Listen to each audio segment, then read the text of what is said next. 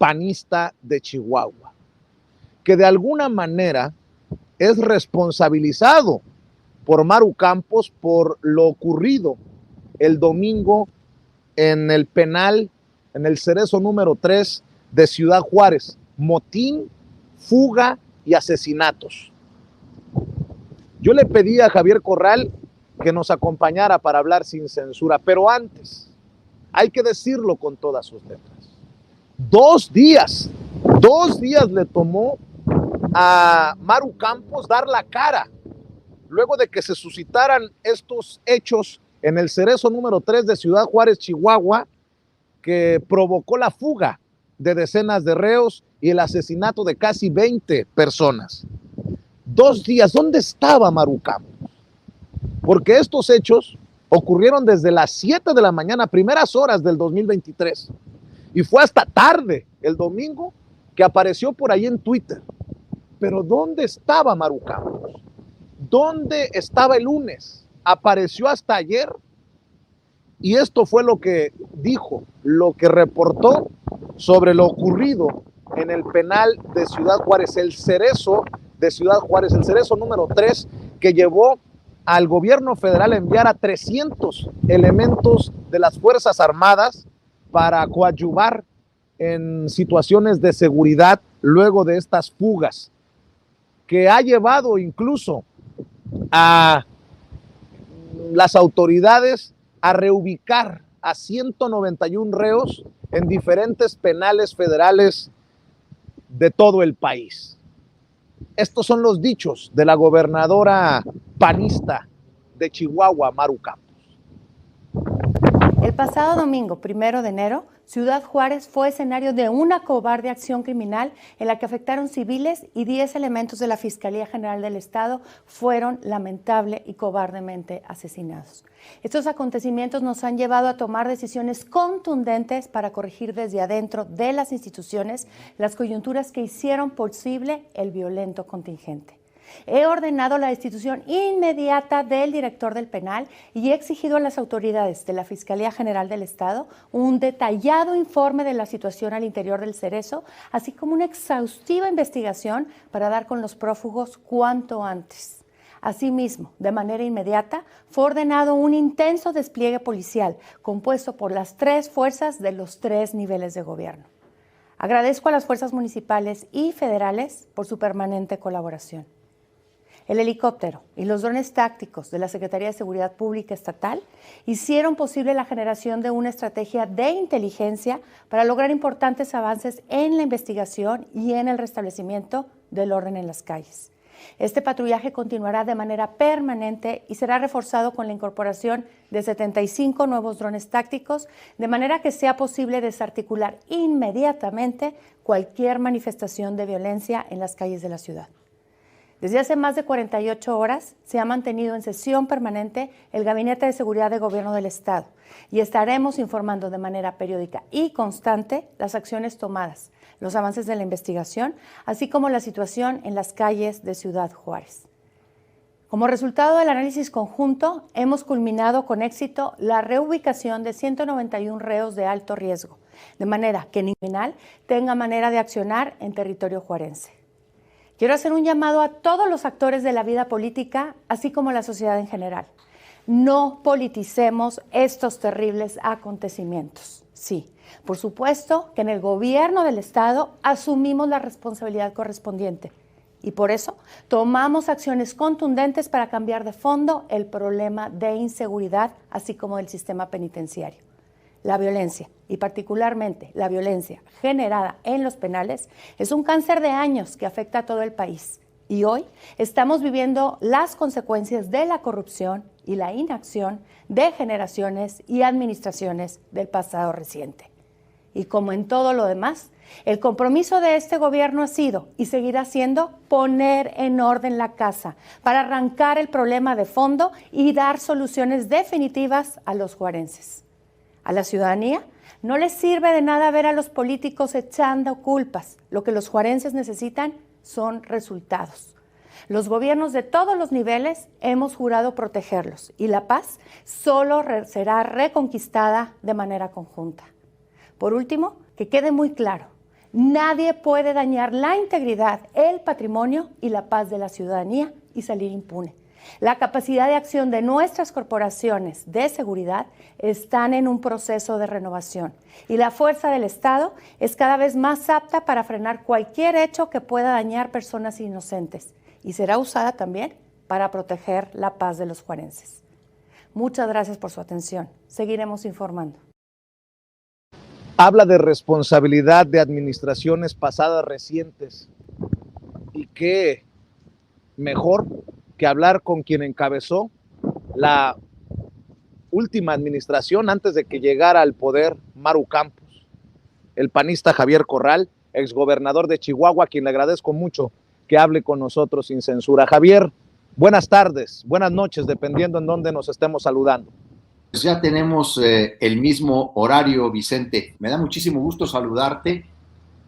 Pues estamos desde Chihuahua, capital. Por cierto, desde la librería Sándor Máray, que acabo de abrir acá en estas tierras. Y con mucho gusto para conversar y, por supuesto, platicar con toda tu audiencia sobre los hechos del 1 de enero en Ciudad Juárez y los dichos del día de ayer de la gobernadora María Eugenia Campos. Ya estaremos hablando de la librería, si te parece, porque nos hemos prometido una extensa conversación, Javier Corral y su servidor. ¿Qué piensas, Javier, de lo que dice Maru Campos? De alguna manera te responsabiliza también de lo ocurrido el domingo en el Cerezo número 3 de Ciudad Juárez, en donde se registra el motín, la fuga, los asesinatos, y dice que no hay que politizar esta situación. ¿Qué piensas? ¿Qué te deja esto? Y por cierto, exagero cuando digo, ¿dónde estaba Maru Campos, que le tomaron 2 días dar la cara por una cosa tan terrible que ocurre en el estado?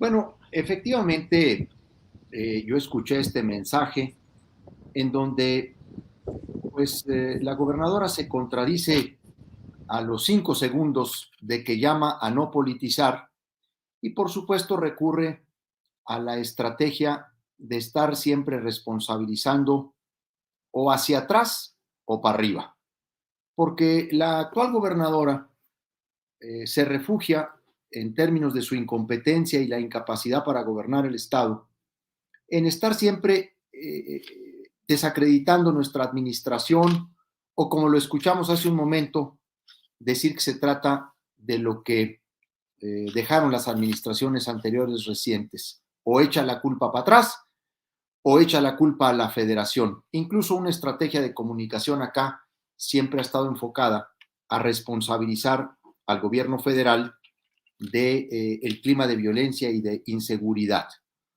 Lo que es cierto es que en estos hechos se han dado omisiones muy delicadas de la actual administración.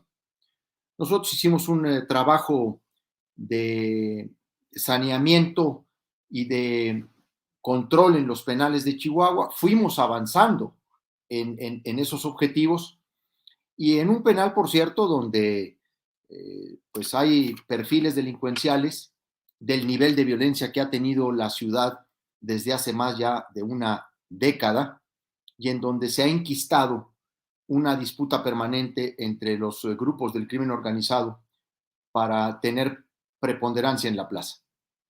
Independientemente de la valoración que se pueda hacer de nuestro trabajo y en donde ella siempre se ha refugiado, yo te quiero platicar, Vicente, de omisiones muy delicadas que hubo en estos hechos, porque desde el proceso de entrega-recepción de nuestra administración a la administración entrante, pues nosotros advertimos cosas muy importantes que debían darse seguimiento por la nueva administración, particularmente una obra que nosotros construimos en el Cerezo de Ciudad Juárez, un nuevo módulo de alta seguridad, porque nosotros invertimos en infraestructura en el Cerezo 3, precisamente por cómo nos lo habían dejado, porque César Duarte, cuyo jefe político es el jefe político de la actual gobernadora,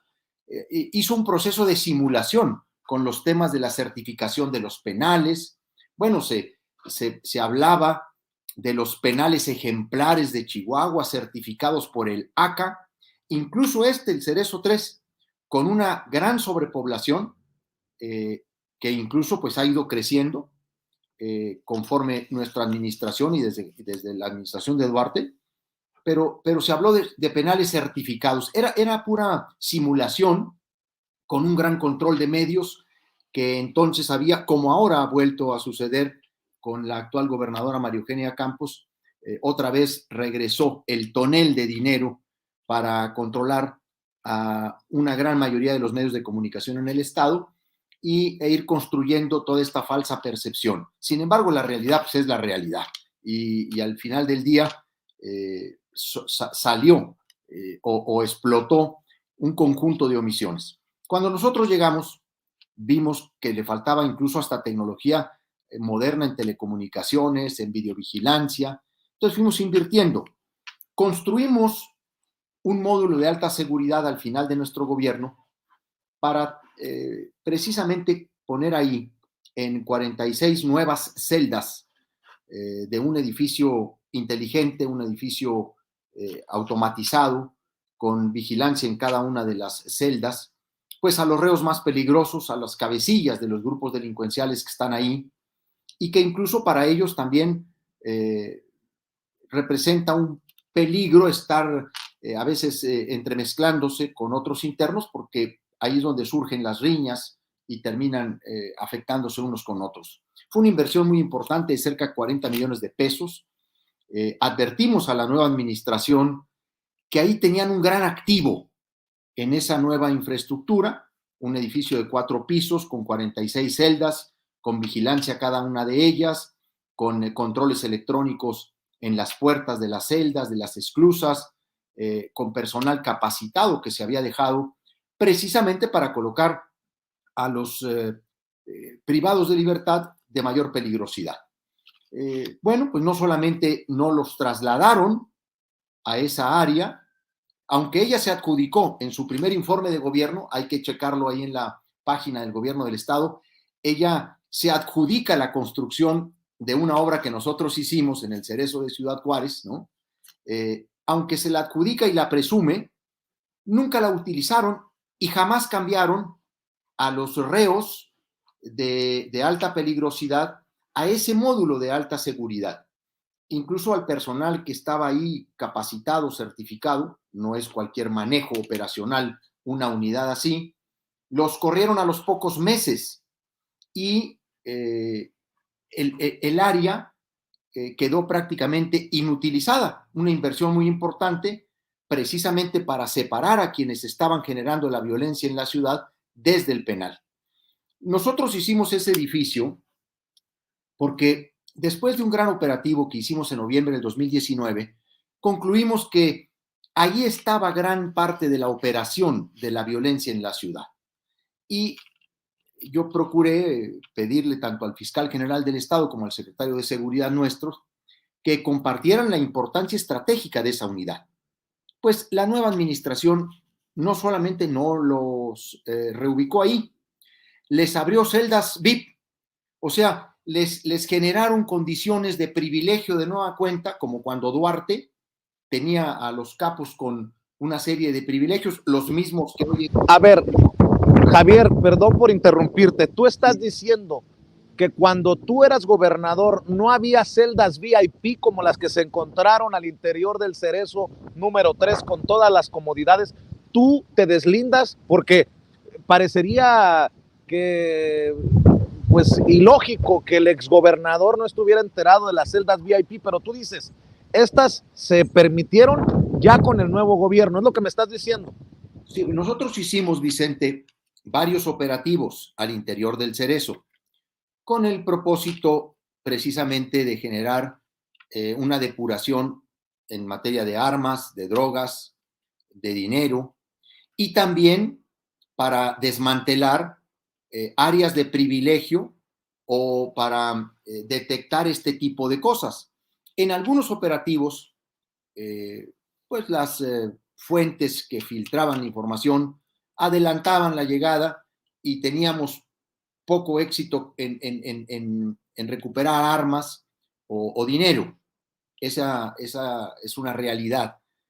Sin embargo, cuando veíamos pues que en algunas celdas efectivamente había sistemas de comunicación o tenían televisiones muy grandes, aparatos de televisión muy amplios, todo eso se desmantelaba en cada operativo.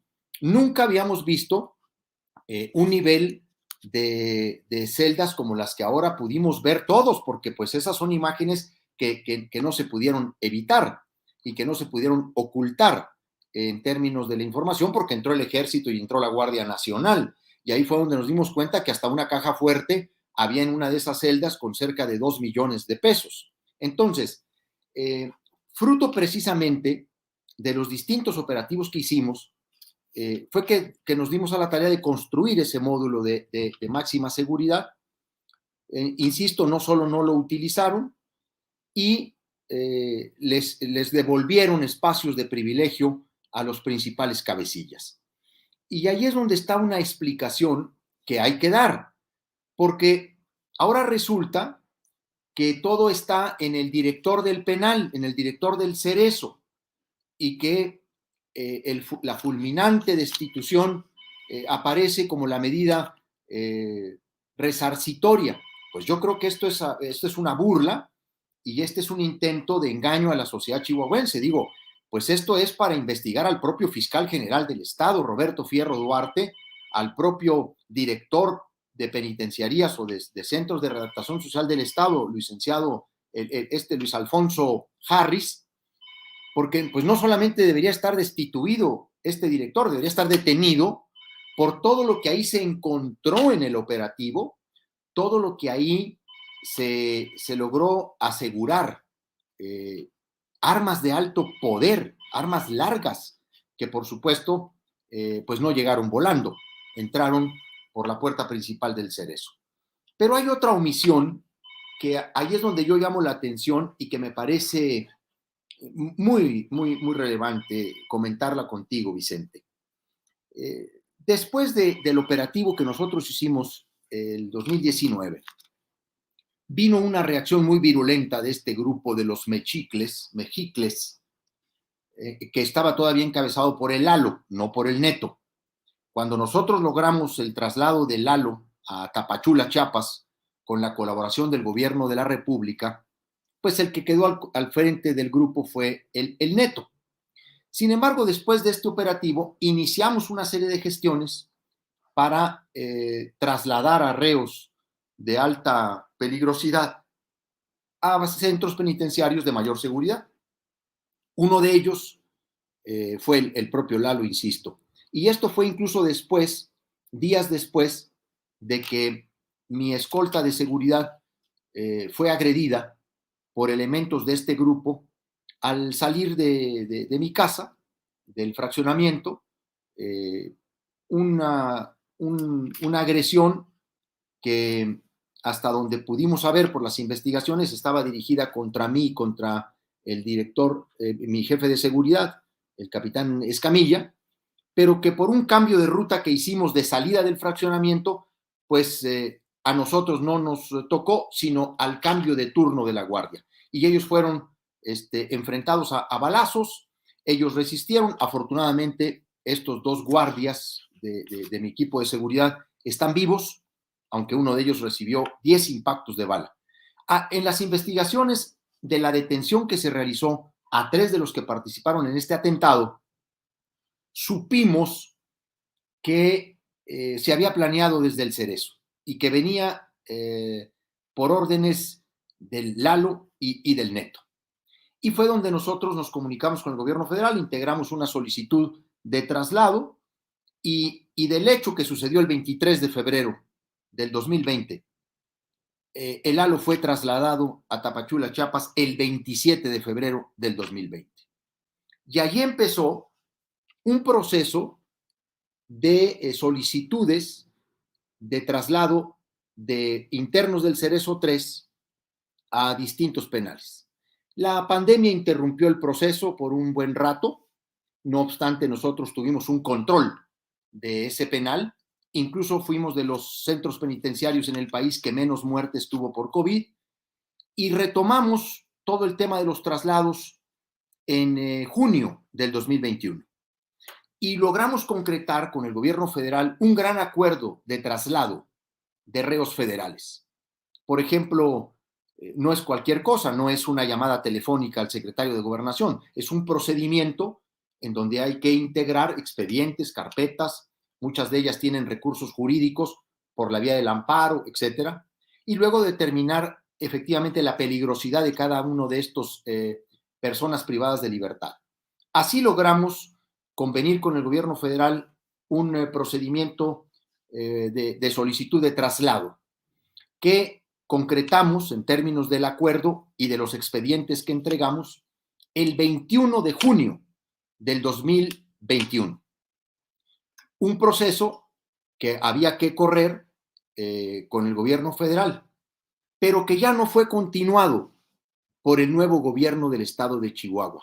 Abandonaron todo el trámite que nosotros formalmente habíamos iniciado. Bueno, de hecho, todo esto que ahora sucedió recientemente, ayer o antier, de traslado de estos reos a penales federales, pues es el mismo procedimiento que nosotros hicimos, porque se trata de un trabajo también muy particular, muy riguroso, la integración de cada uno de esos expedientes. Y lo que ayer se concretó es exactamente lo que nosotros dejamos hecho, porque ellos no volvieron a hacer ningún tipo de gestión, no solo eso.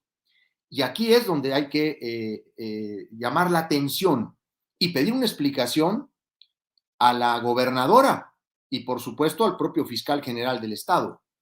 Ni siquiera después del motín de agosto, lo que acá se conoció como el Jueves Negro, ni siquiera después de eso le dieron seguimiento al trámite de traslado de reos.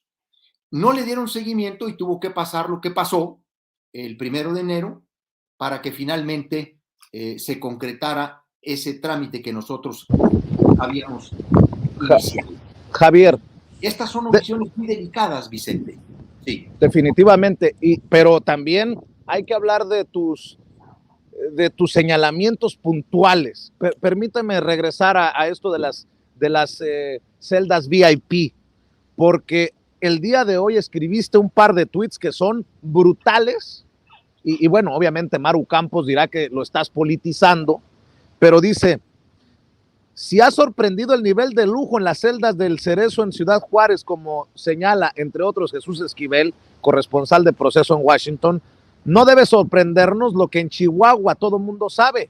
César Duarte, te refieres al exgobernador priista de aquel estado, disfruta su reclusión rodeado de lujos y privilegios en una celda VIP, hasta chef personal, escribes, Javier Corral Jurado, y dices, todo solapado por la complicidad corrupta que une a este delincuente con Maru Campos, hoy por hoy su mejor aprendiz. Javier, esto es, bueno, como decimos, más claro que el agua. Bueno, es que acá se sabe, y no solo se sabe, está documentado. He hecho ese comentario en el propio tuit de Jesús Esquivel, porque en septiembre de este año, del año pasado, este periodista de Proceso, corresponsal de Proceso en Washington, documentó con diversas fuentes, incluidas algunos custodios del Cerezo número 1 de Aquiles Cerdán, muy cerca aquí de la capital del estado, los privilegios que le ha otorgado la gobernadora María Eugenia Campos Galván. César Duarte tiene una casita dentro del propio Cerezo de Aquiles Cerdán. Tiene internet, computadora, telefonía, y recibe todos los días a todo el que quiere. De hecho, hay una bitácora especial para toda la gente que lo visita, mientras que a otros reos o detenidos en el Cerezo o procesados en el Cerezo los tienen casi incomunicados, como al exfiscal anticorrupción Francisco González Arredondo. A Duarte le han brindado todos los privilegios, pues porque tiene un compromiso con él y porque él, Vicente, genera una presión sobre ella, pues ya me imagino de qué dimensión. Pues simple y sencillamente todo lo que Duarte le sabe a María Eugenia Campos, más todo lo que acá se supo por los procesos de vinculación que tuvo. Y en este sentido, yo he llamado la atención. ¿Cómo no va a perder confianza la ciudadanía y cómo no va a perder autoridad el gobierno o los gobernantes cuando ven este tipo de cosas? A ver, ella está enterada, por supuesto, pues ella es la que ha permitido que al exgobernador se le tenga en un área privilegiada del cerezo de Aquiles. Eso es corrupción, Javier, eso es corrupción, ¿no? Bueno, es que ese es el vínculo, Vicente, ese es el vínculo que han tenido la actual gobernadora con César Duarte. Un vínculo que el propio PAN lo conoce porque, a ver, hay que decirlo con toda claridad. Acá el PAN hizo candidata a María Eugenia Campos sabiendo del problema de corrupción que tuvo y del vínculo que tenía con César Duarte, porque ella fue parte de la nómina secreta del exgobernador César Duarte.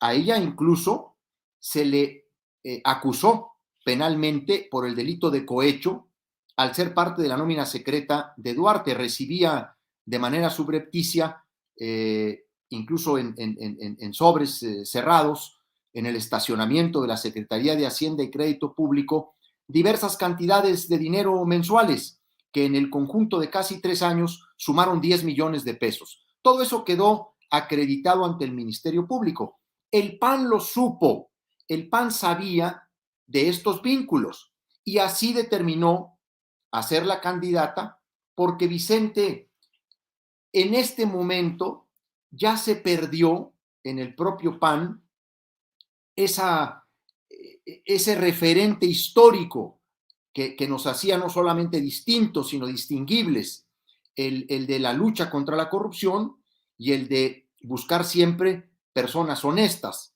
La verdad es que hoy se ha perdido el valor de la importancia que tiene el que una persona sea honesta o no lo sea. Porque ¿Tú sigues siendo panista? ¿Tú sigues siendo panista? Yo ya estoy muy lejos del partido, de la dirigencia. De hecho, he anunciado que pronto voy a dimitir a Acción Nacional. Yo actualmente todavía soy miembro, pues diría yo, formal, pero tengo ya buen rato que no estoy participando en ningún órgano del partido, en ninguna actividad partidista, mucho menos con esta dirigencia tan mediocre que encabeza Marco Cortés. Pero la verdad es que ahora lo que está colocado en términos de la contienda política, que fue lo que se colocó en la disputa de Chihuahua y que mucha gente lo aceptaba. A ver, no importa que sea corrupta, no importa que tenga vínculos con Duarte, pero es la que le puede ganar a Morena y es la que le puede ganar a López Obrador. Y entonces, ahí es donde se ha centralizado la competencia y la disputa político-electoral. Ya no importa si eres honesto o no lo eres. Es quién nos libra del comunismo, porque acá el fantoche del comunismo también se presentó en la elección, ¿no? A mí me decían, ¿cómo es posible que permitas que en Chihuahua vaya a llegar el comunismo? Y bueno, pues yo un poco de broma les decía, oigan, no la frieguen, comunistas ya no hay ni en Moscú. ¿Qué andan ustedes con esa treta? Pero todo se sabía. Y el vínculo pues es indisoluble entre ellos. A ver, fue clarísimo el proceso de vinculación. Ella quedó vinculada a proceso, penalmente hablando. Y así compitió en la elección. Lo que pasa es que un día antes de ser gobernadora, un magistrado del Poder Judicial de Chihuahua le levantó la vinculación a proceso y ordenó reponer el proceso para robustecer, dijo, el caudal probatorio. Pues fue una maniobra ya de gobernadora electa, pero ese vínculo pues es indisoluble entre César Duarte y Maru Campos. Tan es así que cogobierna en Chihuahua con César Duarte. Muchos de los puestos, de los cargos relevantes en el gobierno del estado han sido también decididos por Duarte. Ni más ni menos, uno de los fiscales de la zona centro es uno de los personajes de la defensa de César Duarte, uno de sus abogados, que por cierto también fue abogado de la actual gobernadora María Eugenia Campos en el proceso de vinculación. La propia presidenta del Tribunal de Justicia del Estado de Chihuahua, la magistrada Miriam Hernández Acosta, ahijada política de Duarte, es la presidenta del tribunal y le han conferido una serie de posiciones al exgobernador, pues porque los tiene agarrados, Vicente, porque al final del día, en mucho, dependen de todo lo que les sabe a ese grupo, un grupo, el PRIAN, para ser claros, ¿no? Este grupo muy corrupto que Duarte usó, pues para cometer todo tipo de tropelías. Pues la nómina secreta no era más que un mecanismo de corrupción para el ocultamiento o para conseguir voluntades en el Congreso local. Por eso he señalado con toda precisión y contundencia, y lo voy a seguir haciendo porque a mí me hacen cada vez responsable de cualquier cosa aquí. Ella no ha cesado en su campaña de desprestigio, de linchamiento, de persecución, y por supuesto que yo me voy a seguir defendiendo. Yo no les tengo miedo. Además, sé perfectamente el gobernador que fui, me conduje con una intransitable honestidad personal. Se pueden decir muchas cosas de mí, cometí errores o malas decisiones, buenas o malas, pero sé el gobernador que fui, me conduje con honradez, con honestidad, y en ese tema soy imbatible, y ellos lo saben. Por eso puro lodo me echan, y por eso ella cada que quiere y cada que sale a los medios, ahora también a responsabilizarme de la fuga que a 16 meses de su responsabilidad sucedió. ¿Cuándo va a asumir el cargo de gobernadora? Pues no lo puede asumir por una sencilla razón, porque está ausente, Vicente, de la tarea de gobernar el Estado. Está ausente de gobernar el Estado y está distraída, como muchos actores políticos de varios partidos, incluidos los de Morena, que andan muy anticipados en sus aspiraciones a la presidencia de la República. Ella también ya se la creyó y entonces ya se dedica fundamentalmente a promoverse. Ve tú el propio video que acabas de poner. Es hasta vergonzoso que hagan un montaje de ese tamaño. Tenía un público de utilería allá atrás, ¿no? Como si estuvieran realmente trabajando en el tema del operativo. Ahí estaba el secretario de Seguridad, estaba el fiscal general del Estado y ella estaba al frente de la mesa. Oye, un video vacuo, ¿no? Con público de utilería que no son más que los miembros del gabinete. No. Me estás diciendo que Maru Campos también quiere ser candidata del PAN o del PRIANREDE de los peones de Claudio X González a la presidencia de la República. No, bueno, entre no. Lili Telles, Maru Campos, Santiago Krill, Marco Cortés. No, pues como bien dice mi compañero Toño Ruiz, esta es la peor generación del panismo, salvo que tú digas otra cosa. Bueno, mira, la verdad es que pues hoy tenemos que lamentar muchísimo. A mí me duele mucho que estos perfiles sean los que finalmente sean los que están ahora descollando o los que han sido anunciados, porque a ella vamos a decir, la destapó. Así como López Obrador destapó sus corcholatas, ¿no? A varios. Acá en el PAN, Marco Cortés, pues fue el que puso en la tandariola a Lili Telles y a Maru Campos. Y bueno, pues dices tú, pobre partido, ¿qué culpa tiene, no? Una tradición de muchos años en la historia de México con una lucha democratizadora, con una gran gesta cívica democratizadora de México y terminar con estos perfiles. Pero esa es la realidad que se está enfrentando, porque pues lamentablemente ahora pues ya hay solo PRIAN. El PAN ya está totalmente desdibujado. Esta alianza con el partido más corrupto de México de todos los tiempos, que es el PRI, pues ha terminado por distorsionar y desdibujar esta historia que fue en muchos sentidos y durante mucho tiempo tan heroica del PAN y que costó tanto sacrificio para que gente que no hizo nada por ello ahora estén usufructuando esas posiciones y que tengan al partido o a los partidos políticos de la oposición como rehenes de sus negocios, de sus enjuagues, de toda esta manera en la que administran fundamentalmente intereses económicos, porque eso es lo que están haciendo. Están dedicados a los negocios, están muy lejos de la altura de miras que se requiere hoy en el país para realmente generar una alternativa político-democrática, opositora. Les ha caído, y por supuesto que a mí en su momento me dolió mucho cuando López Obrador dijo que la oposición estaba moralmente derrotada. Pues dolió, pero es la verdad. Es que se ha perdido la contextura ética y moral de una oposición que está en la mediocridad y que está justificando incluso la corrupción con tal de vencer a López Obrador y a Morena y de librarnos del fantoche del comunismo y de la dictadura que han creado como un mecanismo, como un pretexto, vamos a decir así, sí, para ellos mantenerse en las dirigencias de los partidos. Javier, dices que vas a renunciar al PAN, dices que este PAN ya no te representa. ¿A dónde vas? Más allá de ser librero, ¿a dónde va Javier Corral políticamente hablando?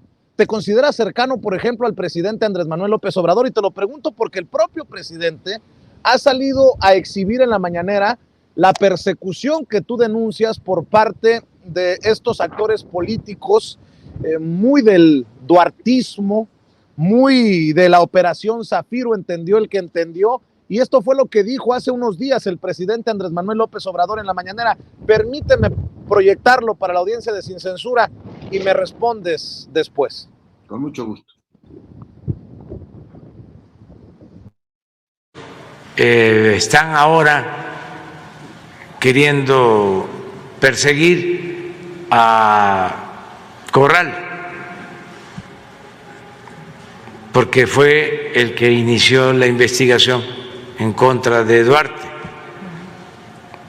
Nada más decir desde aquí que estamos enterados y que no puede haber venganzas y que el asunto de Duarte tiene que ver con procesos de índole federal, no solo estatal. Porque quienes juzgaron a Duarte ahora están siendo hostigados y se les acusa también así de manera muy peculiar de que aplicaron tortura psicológica.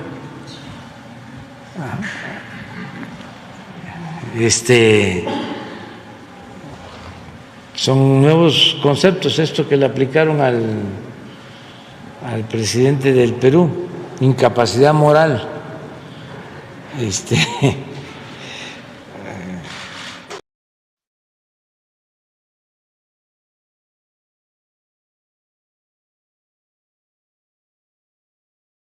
Parece que se fue el audio.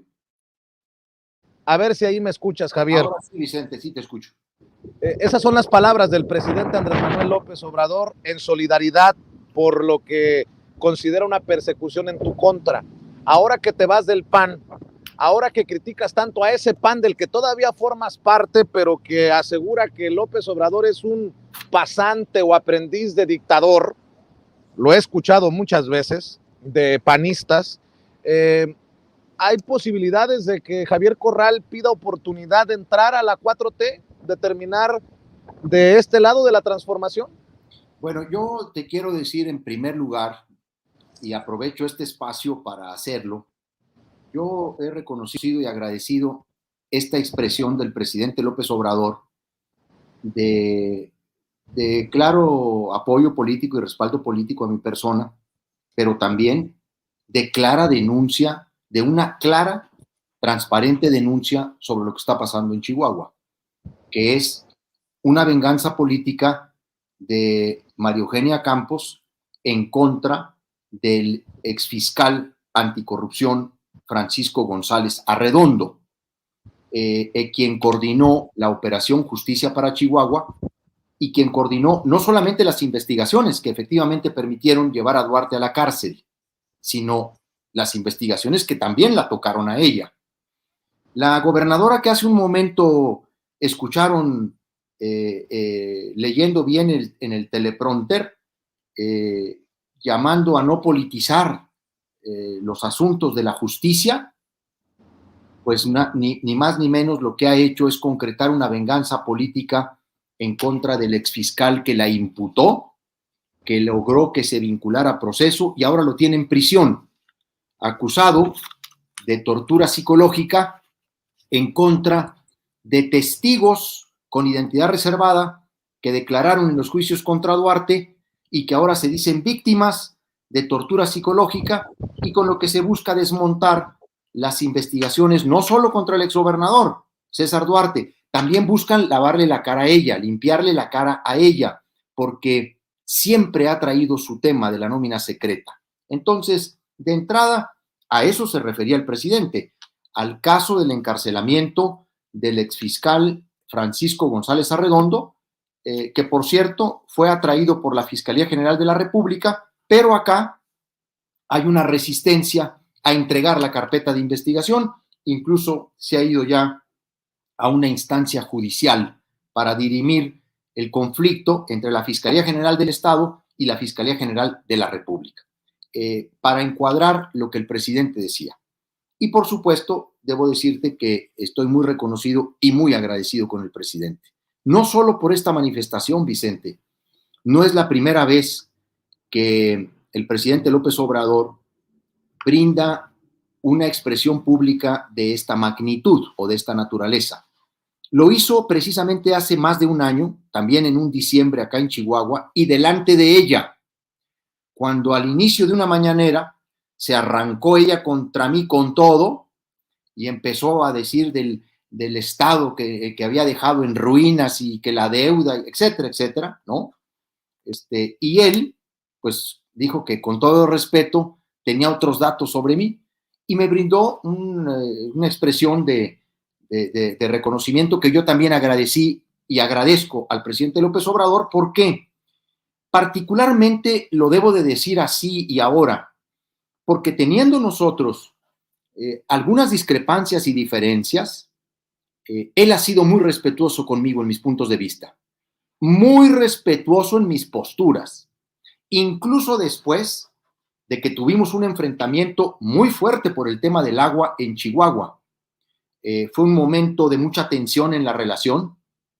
De hecho, hasta perdimos la comunicación por un buen rato, pero creo que ambos nos empeñamos en recuperar no solo el diálogo y la relación institucional, sino también una relación de afecto y de amistad y de reconocimiento mutuo a partir de nuestras diferencias, porque las hemos tenido y porque él sabe que yo comparto muchas cosas con él, que por supuesto reconozco muchas cosas que el gobierno de López Obrador ha hecho, porque yo no estoy envenenado contra López Obrador, porque no soy de los que no es capaz de reconocer los cambios que se están produciendo en la vida de la nación. Pero en otros temas también tengo discrepancias y él ha sido muy respetuoso. De hecho, él un día a mí me dijo, creo que no voy a pecar de indiscreto porque no es pues nada que pueda comprometer ni al presidente ni nuestra relación, pero un día que fui a verlo para los temas precisamente del tema de Duarte y todo eso, ya después de que, más bien ya cuando venía la extradición, debo decirte que le dije, oiga, fíjese que no pude aceptar lo de la embajada porque yo no consideraba en este momento. No, dijo, no te preocupes, me dijo, no te preocupes, yo entiendo tus posturas, me dijo, y las respeto. Y me dijo, y voy a respetar siempre tus posiciones. Y yo le estoy muy agradecido porque a mí el presidente López Obrador, pues no solamente me invitó, por ejemplo, a ser embajador, el presidente López Obrador me invitó a varias posibilidades en su gobierno. Lo dejo así porque tampoco voy a faltar a la confianza que él me ha tenido y a la discreción que asuntos como esos merecen. Pero Pues con justa razón, respóndeme. ¿Has pensado en la posibilidad de terminar en la cuarta transformación en Morena?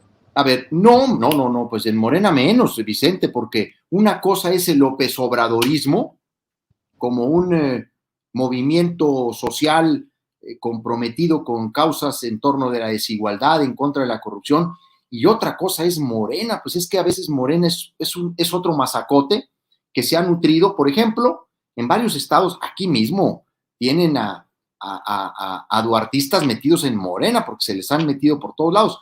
No solo tienen duartismo, acá tienen algo de lo peor del PAN, de lo peor del PRI y de lo peor del PRD. Entonces ya terminó como que dividiéndose lo que es el movimiento López Obradorista. Yo te podría decir que estoy más cerca del López Obradorismo que de Morena, pero yo no me veo formando parte de la 4T porque las invitaciones ya se han dado. Lo que sí te digo, y lo digo abiertamente, es que yo no voy a estar de acuerdo con que la propuesta para enfrentar el proyecto de transformación de López Obrador sea regresarnos al PRIAN o regresarnos al pasado, porque el gran problema de la oposición no solamente es haberse concentrado tanto en el presidente y haber hecho de la crítica a López Obrador su eje de ruta, su ebullición, su todo, porque se han concentrado en tratar de presentar a López Obrador como el ogro, y bueno, estas magnificaciones de que combino con los narcos, y estas magnificaciones, y además calumniosas, que el presidente tiene un pacto con el narcotráfico, esas cosas no hacen más que desdibujar a la oposición y comprobar pues que está moralmente derrotada cuando recurre a ese tipo de descalificaciones, pero además... ¿Vas a Movimiento Ciudadano entonces? No, tampoco. Mira, todavía no termina... Pero vas a buscar una diputación en el 2024 por Movimiento Ciudadano, de acuerdo a ciertas fuentes que me envían información. No, déjame decirte que yo he decidido hacer una pausa de carácter partidista, eso sí lo tengo muy claro. Por supuesto que no me voy a ir del PAN para ingresar a otro partido, y menos con partidos con los que tengo muchas reservas.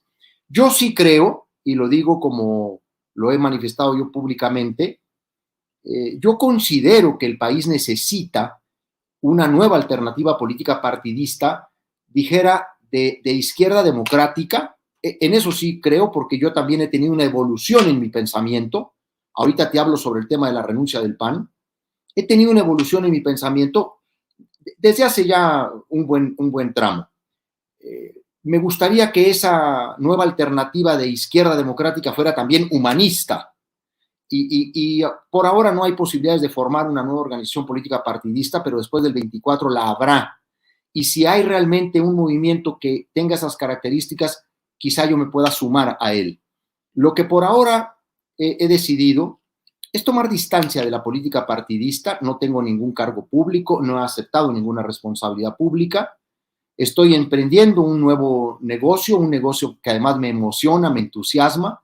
He abierto una librería en Chihuahua, la librería Sándor Máray, en el mero centro de la ciudad de Chihuahua. La respuesta ha sido increíble de la gente, generosa, solidaria, y la verdad superó todas mis expectativas. Yo no pienso afiliarme a ningún partido político, ni tampoco a MC, porque fíjate, acá en Chihuahua, a propósito de duartismo, es que el duartismo fue un fenómeno no solo de corrupción, sino fue un mecanismo corruptor de muchos actores políticos. Oye, la nómina secreta atravesaba a todos los partidos, empresarios, líderes religiosos, en fin. Acá también MC, en Chihuahua, está salpicado de duartismo. ¿Por qué? Pues porque se quiere crecer a cualquier ritmo y se quiere aumentar la afiliación a cualquier ritmo, y yo no estoy de acuerdo con justificar las formas de corrupción, ninguna de ellas, a cambio de ningún valor en la política. Yo creo que la política es efectivamente negociación, acuerdo, pero la negociación debe tener límites, y esos límites son los principios, son los valores. Entonces he decidido mantenerme lejos de los partidos. Sí me voy a ir. Oye, Javier. Sí, Vicente. Me decías, ¿te vas a ir del PAN? Mira, sí me voy a ir del PAN porque ya lo tengo resuelto. Incluso, te soy muy franco, yo ya tenía mi comunicado, mi carta elaborada, pero no me han dejado, vamos a decirlo así, renunciar como yo quiero. Primero, porque no quiero que sea en medio de estas coyunturas en donde me han estado persiguiendo y donde me ha estado siempre descalificando con todo su aparato de medios comprados la gobernadora. Quiero tener un tiempo para hacer una reflexión no solo serena, sino donde se pueda leer y escuchar las razones por las que yo dejaré el partido al que ingresé en 1982, porque yo cumplí el año pasado 40 años de militante de Acción Nacional. Y porque no solo tiene que ver, Vicente, no solo tiene que ver con todo este deterioro ético y todas estas corruptelas y los negocios que ahora dominan o conducen la vida del partido a través de esta dirigencia nacional, sino porque también tiene que ver con una reflexión sobre el papel que ha tenido la oposición frente al momento actual de México, esta incapacidad para entender al gobierno incluso de López Obrador, porque se mantienen criticando a López Obrador como si fuera la causa y la consecuencia de lo que vive el país, porque son incapaces de entender el fenómeno social que encumbró, que empoderó a López Obrador, que es la profunda pobreza del país, que es la desigualdad, que son estas brechas tan insultantes entre los que tienen todo y los que nada tienen. Y son incapaces para concebir una alternativa, una propuesta que voltee a ver a la mayoría de la población en México, que es precisamente a la que el presidente de la República le habla todos los días desde la mañanera, conecta, les empatiza, etcétera, etcétera. Pero también quiero explicar que tengo una evolución en mi forma de pensar, porque no solamente tiene que ver con la corrupción que hoy se anida en el PAN, tiene que ver con el modelo económico y con las propuestas específicas de modelo económico que sigue postulando el partido y en las que yo no creo ya. ¿Por qué? Porque yo supuse que nos iríamos a correr al centro en muchas de estas posiciones, incluso sobre todo cuando llegó López Obrador. Pero no solo no nos corrimos al centro, hoy el PAN está dominado en una gran parte por la más rancia de las derechas que han intervenido en la vida del partido. Una derecha rancia que fueron capaces de invitar hasta los miembros de Vox para venir a visitar el país. Entonces, pues con esto te contesto que haré esa renuncia al partido en el momento en que yo vea el espacio donde se pueda discutir un poco las cosas, pero también porque voy a hacer un agradecimiento también a la historia que a mí me pertenece del PAN, en la que yo he sido parte y de la que tanto recibí del partido, porque mi vida, mis amigos, muchos de mis familiares, de mis colegas, de mucha gente, toda mi vida estuvo rodeada de Acción Nacional, y para muchos de ellos yo solo tengo palabras de gratitud y reconocimiento, porque yo no puedo renegar de esa historia, porque sería renegar de mí mismo. Yo tengo que deslindarme de esta época de mediocridad, esta época de corrupción, de negocios, de simulación, pero yo no puedo ni debo dejar de agradecer a tantos compañeros y reconocer que muchos de ellos siguen creyendo que el PAN tiene posibilidades y tiene viabilidad de rescate. Yo ya perdí esa esperanza, Vicente. Yo creo que el PAN ya no tiene remedio. Bolas, qué fuerte declaración, Javier. Sé que tienes que correr, pero dos cositas para cerrar. Sí. Abres una librería. Sí. Javier Corral es rico, es millonario. ¿Quién pompó? ¿Cómo le hace? ¿Tiene cola larga que le pisen? Porque, digo, Javier, con mucho respeto, tú eres muy propio, pero yo soy muy mal hablado. No la chinguen. ¿Cómo que el exgobernador panista de Chihuahua abre una librería? Por lo menos hubieras jugado tipo César Duarte en Miami, o nótese mi sarcasmo. A ver, no te estoy exonerando, pero sí se nota que hay una diferente intención entre Javier Corral, que abre un negocio en Chihuahua y además fomenta la cultura, y aquellos que corrieron, como digamos los expresidentes que andan buscando residencia en España, o bueno, tú ya sabes las historias, Javier. Bueno, mira, la verdad es que este es un proyecto que me entusiasma mucho porque es un anhelo de muchos años en mi vida. Yo desde hace mucho tiempo, Vicente, quería poner una librería. Por supuesto que una de las calidades que más reivindico para mí es la de lector, que en estos tiempos ser lector también tiene una condición revolucionaria. Y por supuesto que el poder concretar la librería pues me llena de satisfacción. No soy una persona rica, y debo decirte que lo que he invertido en la compra de materiales, de libros, en términos de compras firmes, más el equipamiento de la casa, lo que tiene que ver con los libreros, etcétera, es una inversión de mis ahorros, de mi salario como gobernador. Yo he sido en ese sentido desde hace mucho tiempo transparente.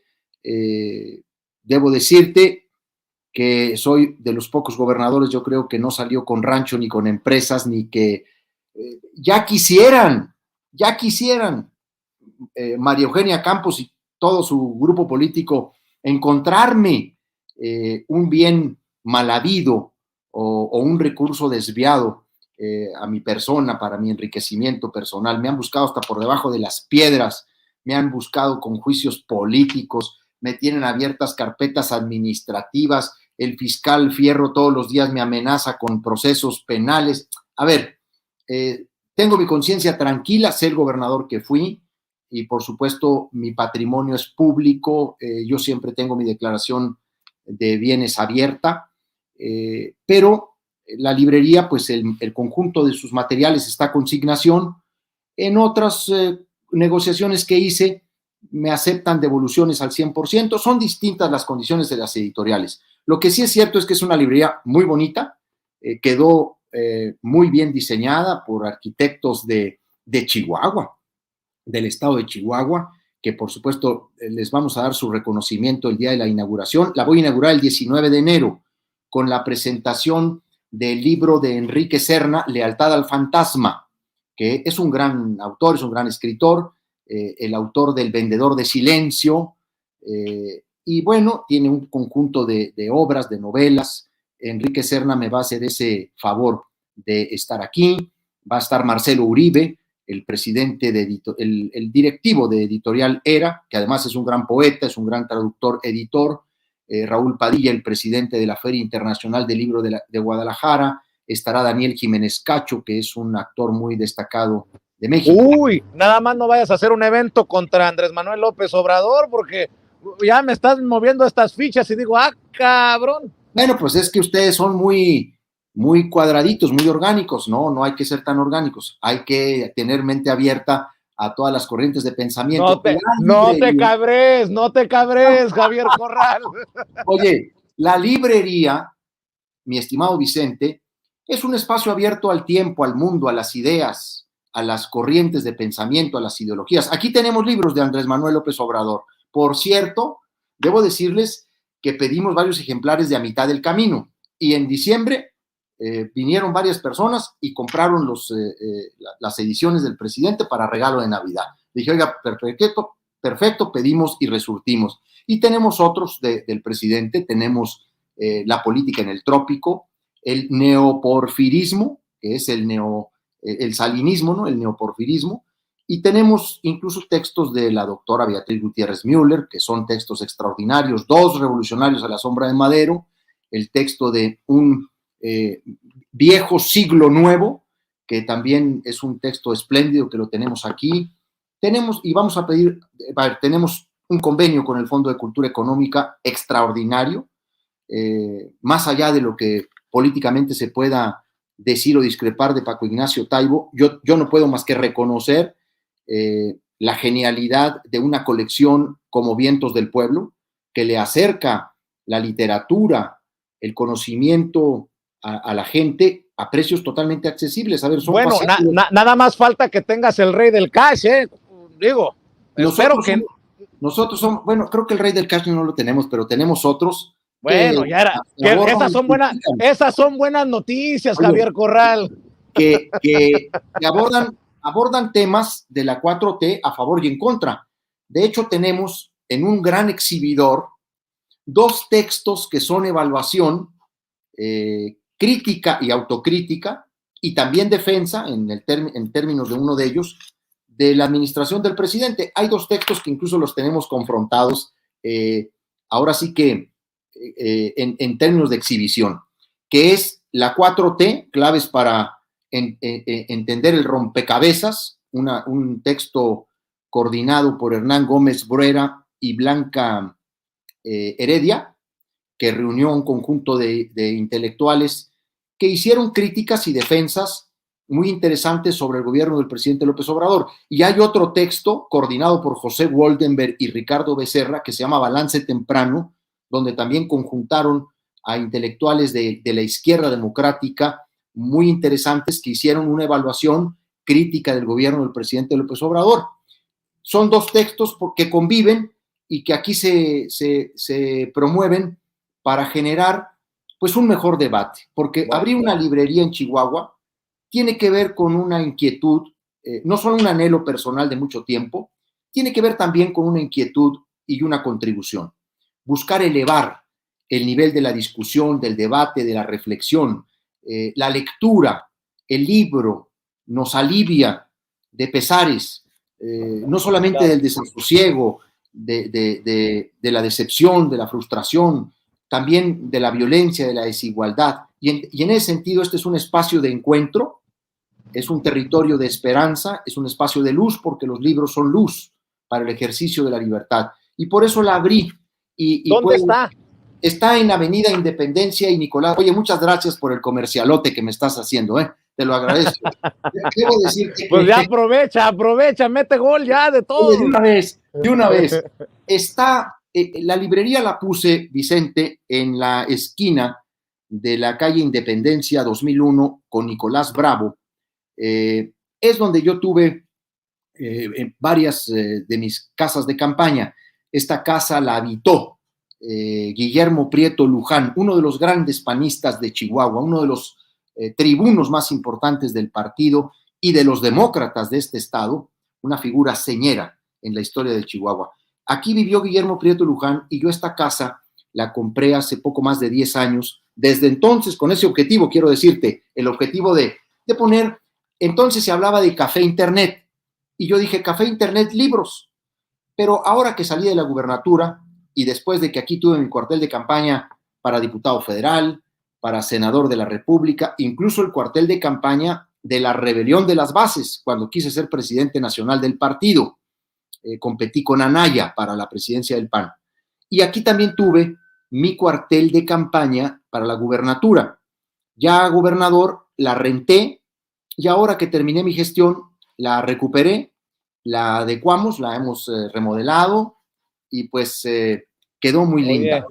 Sí. Oye, Javier, para cerrar, permíteme, porque hay una alerta de tormenta severa en donde me encuentro y ¿Dónde andas tú? En el norte de California, pero viajo a la Ciudad de México en estos días. Ojalá que nos podamos encontrar pronto. Oye, Javier, pero como es el Día del Periodista y tú también tienes esa vena de periodista, vamos hablando sin censura para cerrar. ¿Por qué no aprovecha Javier Corral para ponerle en la madre, con todo lo que me has dicho, a esos que llaman al presidente Andrés Manuel López Obrador pasante de dictador, autócrata, el cacas, toda la mierda que tú has seguramente leído en redes sociales y que avalan estos pseudointelectuales o los de la mafia de intelectuales que pintan a un México que se va al carajo. Tú dices que hay otra realidad. Como panista todavía dices, hay otra realidad. ¿Cómo carajos entender lo que está pasando en México cuando tenemos a tanto periodista vendido o haciéndola de mercenario para intereses quién sabe cuáles sean? Y tú entiendes otra realidad, Javier Corral. Déjame ser así de claro, así de grosero, que sé que también a la gente le gusta que seamos así de transparentes. ¿Qué piensas del presidente Andrés Manuel López Obrador y este México de la Cuarta Transformación? ¿Cómo pasará la historia el presidente Andrés Manuel López Obrador? Y dudo mucho que me vayas a decir que como un autócrata, como un pasante de dictador, como lo llama Carlos, el gran periodista Carlos Loret de Mola. Nótese mi sarcasmo. Javier, para cerrar tu reflexión, tus comentarios. Bueno, yo nunca he estado de acuerdo con el nivel de calificativos o descalificativos al presidente de la República. Yo creo que podemos discrepar y podemos criticar al presidente pues desde una perspectiva de mayor respeto y por supuesto de mayor objetividad. Sin embargo, yo creo que el proceso de polarización que vive el país pues ha generado un gran encono y este se ha trasladado al conjunto de los medios de comunicación. Hay medios de comunicación que están ya totalmente de un lado y medios que están totalmente del otro. Incluso muchas informaciones, Vicente, que debieran ser del conocimiento de la opinión pública, pues no se conocen porque al final del día los medios pasan esa información por una valoración que ya no es periodística o que ya no le concierne al derecho a la información, sino a estrategias políticas o electorales. ¿A quién le beneficia y a quién le perjudica si lo publico? Por ejemplo, el caso que yo te comenté del fiscal Francisco González Arredondo, esta venganza política de María Eugenia Campos contra el exfiscal que la imputó, está siendo sofocada en un buen número de medios de comunicación en el país porque dicen, es que esto le sirve a Morena, esto le sirve a López Obrador, esto le perjudica al PRIAN. Y entonces se sofocan las informaciones. Hay medios que simple y sencillamente no han tocado este tema siendo un escándalo. Pero lamentablemente también nos encontramos del otro lado extremos y magnificaciones de esa naturaleza. Esto le perjudica a Morena o al presidente y por lo tanto beneficia al PRIAN. Yo sinceramente estoy de acuerdo con muchas cosas de las que ha hecho López Obrador, pero yo lo hubiera hecho de otra manera, Vicente. A mí no me ha parecido el tema de la polarización de la manera como se plantea. ¿Por qué? Pues porque terminó generando una dinámica en la que ya los referentes del medio se pierden. Sé que el presidente tiene a la polarización como un método de definición política, pero luego agarra parejo. Y aquí sí te voy a decir con toda franqueza, a mí me parece que hay excesos en esas descalificaciones a algunos periodistas, particularmente, por ejemplo, a Carmen Aristegui. Yo esa parte no se la entiendo a López Obrador. No le entiendo a López Obrador la crítica a Proceso. Proceso, la revista fundada por Julio Scherer García, que el presidente le dé esas descalificadas, ahí pierde mucho el presidente en esa relación, porque esos medios siempre van a ser medios, pero los quieren militantes, y los medios, que son empresas y son negocios, a veces militan en causas políticas partidistas, pero hay otros que no militan, y yo creo que ahí es donde se han cometido excesos que yo pues realmente no comparto. Así que, más que darte una lista de los que podría coincidir contigo, que son gente que está en la diatriba o que está en la propaganda política, pues te doy una reflexión de lo que a mí me ha dolido mucho en términos de este proceso de polarización. El encono en el que pues ya no hay claroscuros, ya no hay bajos relieves, ya no hay ahora sí que puntos intermedios o puntos medios. Simple y sencillamente o es día, o es noche, o es blanco, o es negro. Y no es cierto que la vida es así. Hay claroscuros, hay bajorrelieves, hay luminosidades y hay puntos de vista que pueden estar en medio de las cosas. Esa es mi reflexión. Yo sé que hay periodismo comprometido con el proceso que encabeza López Obrador. Yo creo, por ejemplo, que tú, como eres una persona que abiertamente lo dice y claramente lo expone y dice, yo estoy con este movimiento. Y eso también hay que celebrarse, que un medio diga, yo estoy en esta causa, y no que se enmascaren y se disfracen de medios imparciales o neutrales que no lo son, porque atienden a los intereses de un grupito de empresarios que hoy tiene el control de los partidos de oposición en el PRIAN, o como ellos sutilmente la llaman, la Alianza Va por México. Querido Javier Corral, respetado exgobernador de Chihuahua, gracias por darnos esta oportunidad de conversar sin censura, sin línea y sin nada que se le parezca a lo establecido como lo hacían los medios tradicionales. Espero que nos veamos pronto para seguir hablando, como digo yo, sin pelos en la lengua. Por lo pronto, éxito en la librería y estamos al pendiente, Javier. Muchas gracias, Vicente, por el interés en estos casos de Chihuahua y por supuesto te vamos a esperar en Sándor Mara y Librería porque tenemos un amplio catálogo de libros, tenemos más de 200 sellos editoriales en esta librería y por supuesto que vas a encontrar un espacio muy acogedor. Así que muchas gracias, te felicito y nos vemos pronto en la Ciudad de México. Pronto estaré por allá y te voy a procurar para encontrarnos. Claro que sí, Javier Corral, exgobernador panista todavía de Chihuahua, hablando con nosotros sin censura.